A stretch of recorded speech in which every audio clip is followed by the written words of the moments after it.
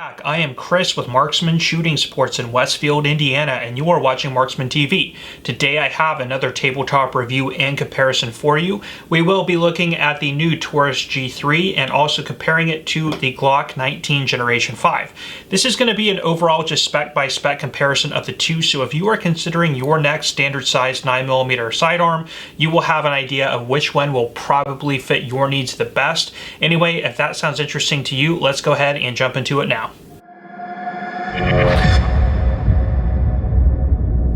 Okay, let's start this off with the unboxing. So the Taurus G3 comes in a cardboard box. You have your cable lock, warranty, instruction information, and then you have the sidearm here in a little plastic bag. Get that chamber indicator out of there. We are clear.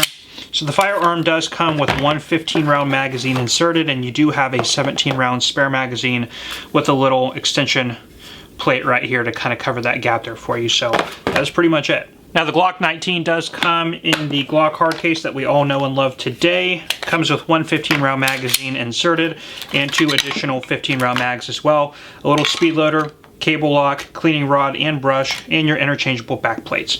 Now, like I said, this does come with the three 15-round magazines, but a Glock 17-round mag or the 33-round stick mags will fit. So you are not just limited to the 15 rounds.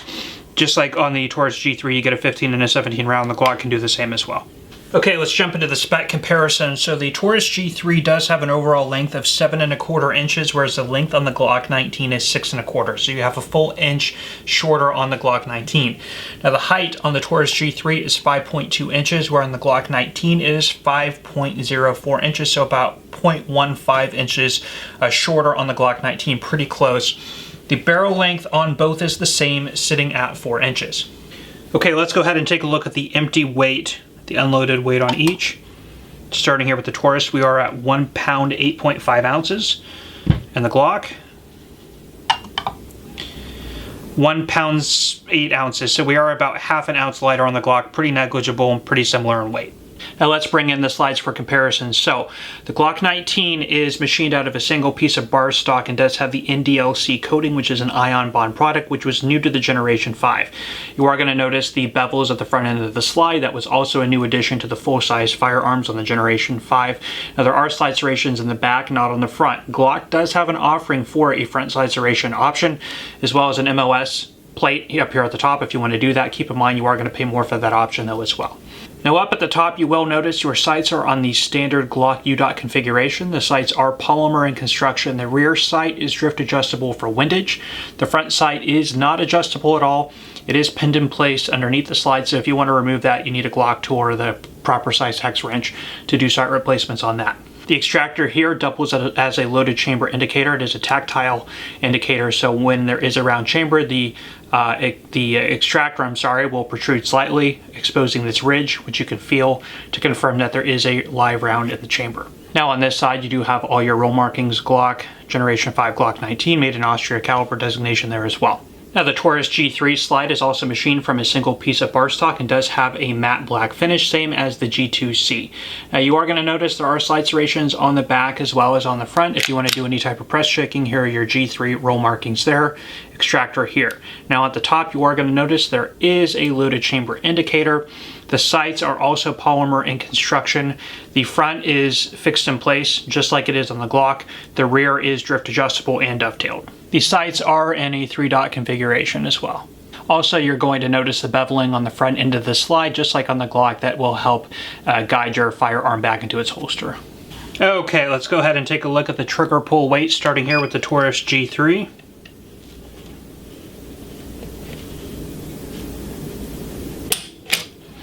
And it does come in at 5 pounds 3.3 ounces. And the Glock 19.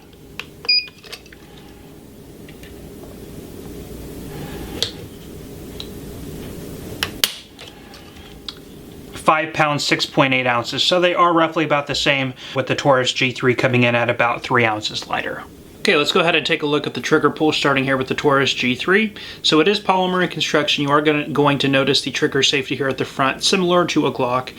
The front of the trigger itself is a lot wider than like on the Taurus G2C, also wider than on the Glock, so you do have a lot more room there for the pad of your finger.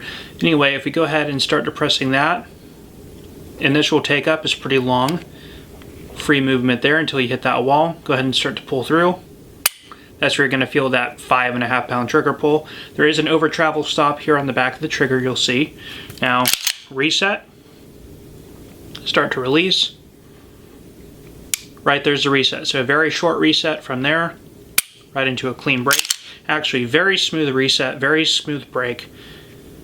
The only complaint on this, of course, is that initial take up is usually pretty long. Now you will notice that if I let go without re-racking the slide, it does have double strike capability. So from there, this is a little bit heavier if you're on the double strike. You can double strike it again, of course, if you get a light primer strike or anything like that. So you do not have to reset the slide in order to get follow-up shots if you need to. Now the trigger here on the Glock also is polymer. You're going to see that there is that trigger safety device there as well, and the front of the trigger is a little bit slimmer than on the Taurus G3. If we start to pull, there's a little bit of creep right there, a little bit of that classic Glock trigger sponginess, but from there, go ahead and pull. Nice clean break, reset, pretty quick. Go ahead and pull again. Show that one more time.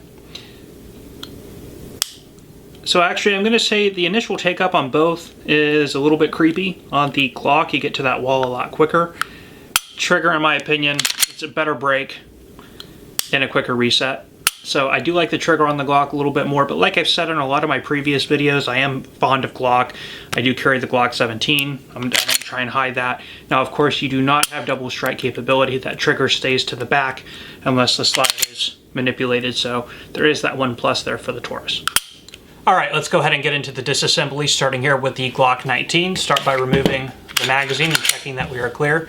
You do need to go ahead and pull the trigger. Now from here, you bring the slide back just partially. And there are 2 takedown tabs on either side. Go ahead and pull those down. Release the slide and it'll come right off the frame. Double guide rod and spring. Push out the barrel. And that is field stripped. Now the Taurus G3 is going to be very similar to the Glock. Start by removing the magazine. Checking that we are clear, and we are. Okay, so from here, you're going to pull back on the slide, just like on a Glock. Pull down on these 2 takedown tabs, just like on a Glock, and start releasing the slide. Now from there, this is the only way I know how to do this. Go ahead and then pull the trigger there. That'll release the slide. Pull out the guide rod and spring. It is a double guide rod, captive recoil spring, just like on the Glock. Push out the barrel, and that is field stripped. We'll take a look at the frames, starting here with the Glock 19. Of course, it is fully polymer in construction. Now, the Generation 4 went to this more aggressive stippling, and then on the Generation 5, they deleted the finger grooves.